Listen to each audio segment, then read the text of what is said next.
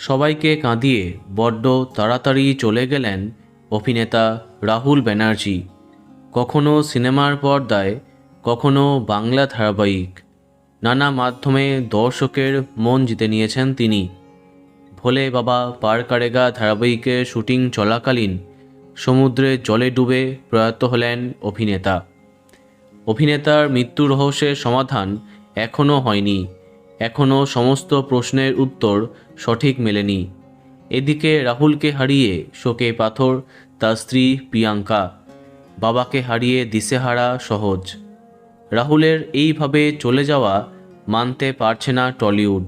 এখনও বিশ্বাস করতে পারছেন না টেলি অভিনেত্রী রুকমা রায়।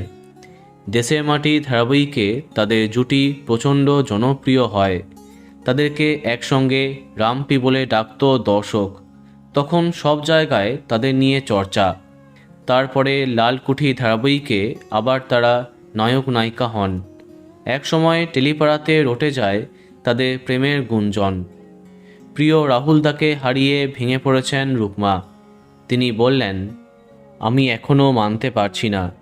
গতকাল বিকেলে এক বন্ধু ফোন করে বলল, রাহুলদা আর নেই। আমি ওকে বলি, ফালতু কথা বলিস না, আমি এক্ষুনি রাহুলদাকে কল করছি।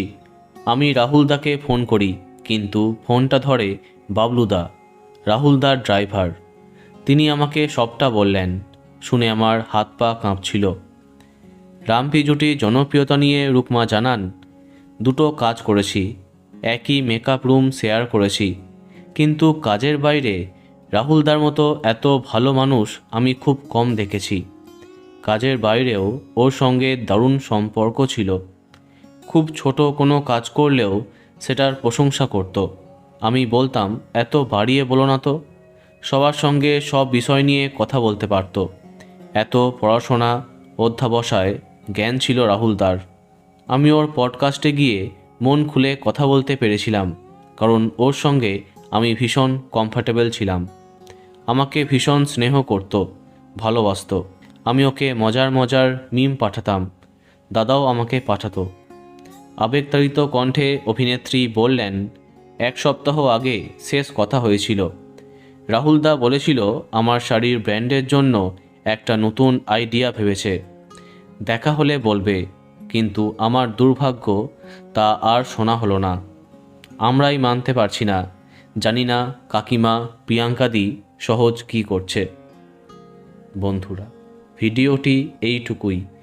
বাংলা বিনোদনের অন্যান্য খবর পেতে সাবস্ক্রাইব কারেন্ট বস। ধন্যবাদ।